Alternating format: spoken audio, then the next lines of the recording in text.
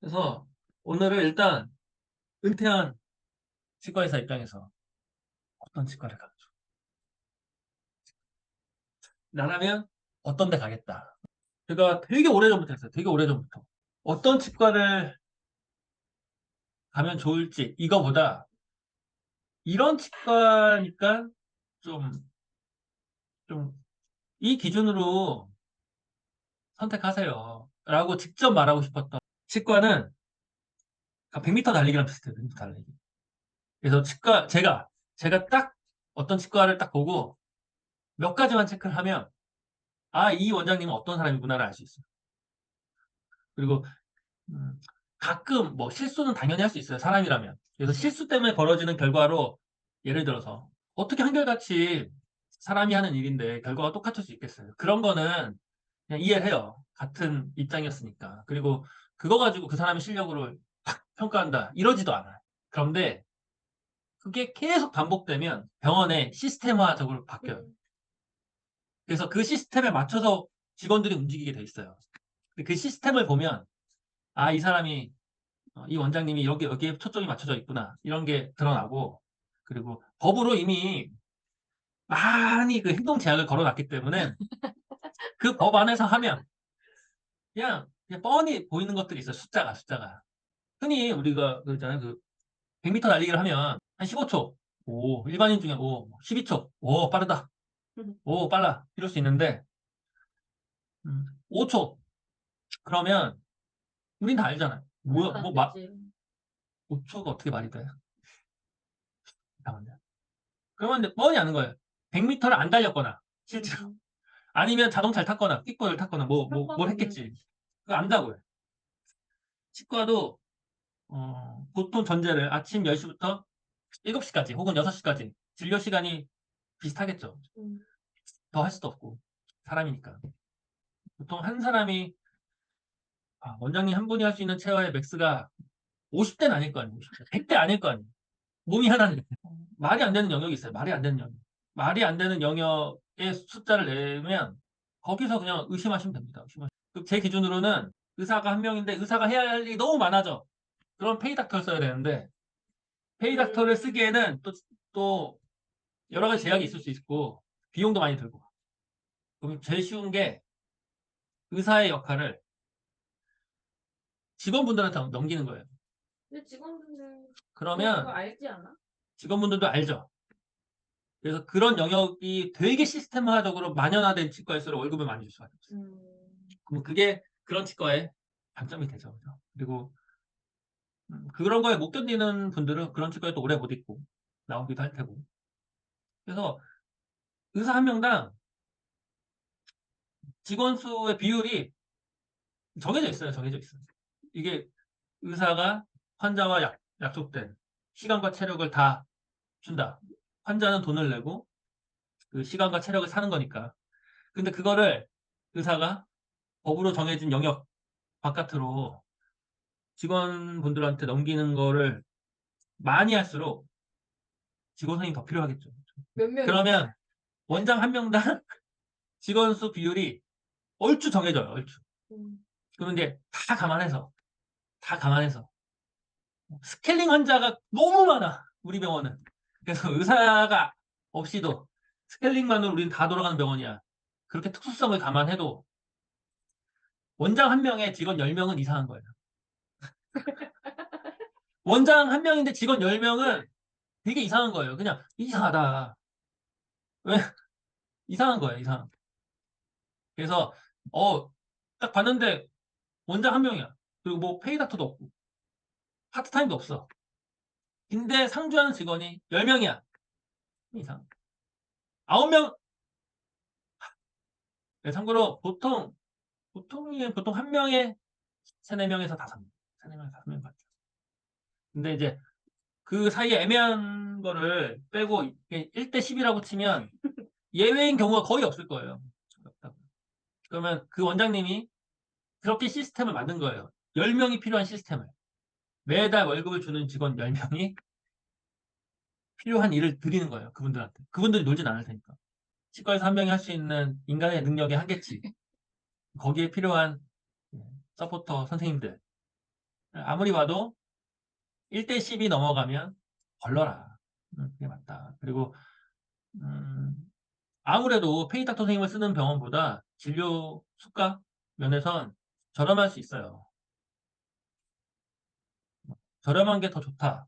그러면 1대 10 병원을 찾으시면 됩니다. 그리고 그 원장님의 철학은 시스템에서 드러나기 때문에 사실 그 원장님이 실수할 수 있어요. 인간적으로.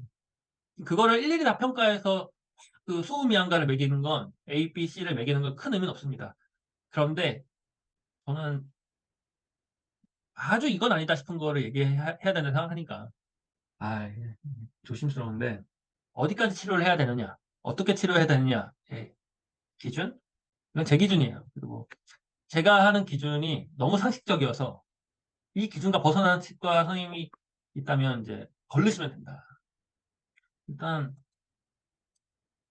예전에 그 양악에 대한 수술이 치과에서 사실은 구강암면외과에서 했는데 그게 이제 성형외과 쪽하고 어디가 뭐 해야 된다 뭐 이런 얘기가 있었어요. 근데 사실은 구강 쪽에서 먼저 했다는 게 정설이기 때문에 치과 영역에서 많이 하시고 뭐 협진도 할 수 있겠죠. 근데 이제 치과적인 것도 당연히 맞춰야 되는 영역이 되기 때문에 그래서 지금은 어느 정도 되게 정리가 됐을 거예요. 됐는데 뭐 그런 거야 뭐. 근데 가끔 치과뿐만 아니라 학과에서도 이게 자기가 개발한 것들을 해요. 자기가 세계 최초로 뭐 자기가 개발한 것들을 해요.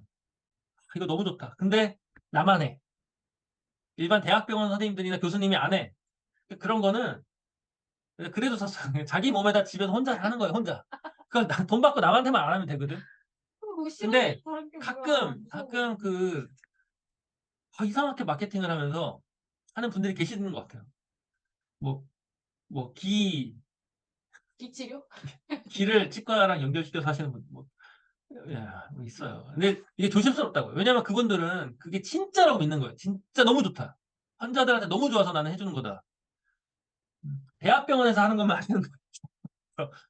대학병원에서 안 하는데 난 너무 좋은 것 같아. 그러면 대학병원 선생님들한테 의뢰를 해서 그분들이 증명하고 논문으로 정립돼서 교과서에 가서 실리면 그거 하는 거예요. 그거.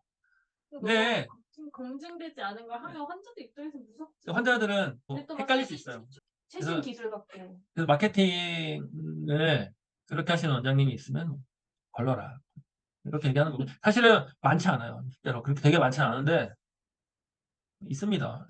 금에 대한 얘기인데 금이 물리적 특성이 좋죠.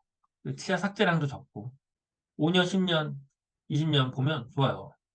금을 대체할 수 있는 게 많이 나타났어요. 이쁘고 치아 색깔 나는 걸로. 단점이 있습니다. 단점이 있고 그 단점이 금값이 싸다면 안 나왔을 애들인데 금값이 너무 비싸니까 사실은 그걸 대체하기 위한 목적이 강했죠. 저는 그래서 그럼에도 불구하고 금을 많이 하시는 원장님 혹은 금을 여전히 선호하시는 원장님들은 돈이 아닌 다른 걸 추구하는 원장님이라 생각을 하고요. 실제로 매출 면에선 제일 손해가 되겠죠. 뭐 금을 훨씬 비싸게 받으면 또 모르겠지만 똑같이 받는다는 전제로 예, 금이 아닌 재료를 금보다 좋아요. 요즘은 금보다 이게 더 좋은 겁니다. 이렇게 이제 어, 설명하는 거에 대해서는 이제 아니다. 그럼 이제 그렇게 설명하는 분의 치과 원장님의 철학이 보이죠. 음, 그 역으로 골드를 권하는 선생님들 계세요. 그 돈이 안 돼도 그런 또 다른 철학이 있는 거예요. 저도 저도 한 2, 3년 전부터는 크라운 자체를 골드로 하기엔 좀 부담스러웠어요. 너무 기공비가 혹은 그 금값 때문에. 현실적인 것 때문에. 그래서 저 역시도 뭐 아예 골드를 안 하는 거에 대해서 이해는 해요. 이해는 하지만 환자분들한테 그냥 있는 그대로 얘기하면 더 좋은 것 같아요. 나도 현실적인 면을 고려해서 이러이러한 선택지를 내렸다. 이러면 사실은 문제될 게 없는데 마치 골드보다 이게 더 좋은 거야. 좋은 겁니다라고 얘기하는 건 아닐 수 있죠. 실제로 아니고. 골드를 안 하지만 너무너무 진료 잘하시는 원장님도 있어요. 실제로는. 그래서 이게 다는 아니에요. 근데 확실한 건 그럼에도 불구하고 골드를 권하고 골드 자체에 대해서 있는 그대로 좋다, 했으면 좋겠다라고 얘기하시는 원장님이 있으면 그만큼 이분은 또 이런 철학이 있나 보다라고 판단하시면 될 것 같아요. 요 정도 선에서 제가 사실 직원 선생님들 다 아는데 직원의 급여를 인센티브랑 연결하는 치과는 저는 힘들어요. 그 인센티브로 돌려서 매출한다는 것 자체가 철학적으로는 그러면서 그 교과서적인 진료를 한다는 게 사실은 좀 안 맞는 부분이 많아요. 그래서 근데 가서 실장님 저 인센으로 받으세요? 할수 없지. 인센티브인가요? 할 수 없다. 구분할 수도 없는 걸 어떻게 얘기하겠어요. 그리고 이런 게 사실은 기업 분석 주식 할 때도 좀 비슷해요. 한 해 연구비를 얼마 정도 들어가는지. 보통 연구비가 들어가는 게 인력에 대한 인건비죠, 인건비.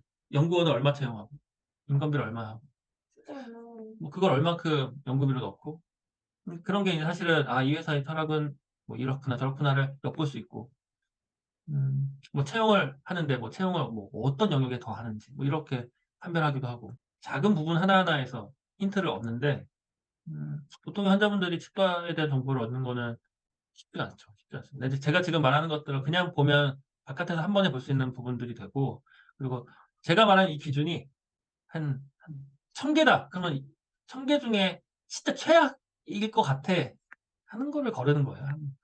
뭐, 최고의 병원을 고르는 기준 이런 건 아니고 최악을 피하는 거. 보통 재무제표 보고 뭐 5년 연속 마이너스 적자 거르자 이런 말 하듯이 그러니까 제가 이렇게 기준 잡는 건 그냥 그 정도 기준이다 라고 얘기 드리고 예외가 저는 거의 없다고 생각하는데 모르겠습니다.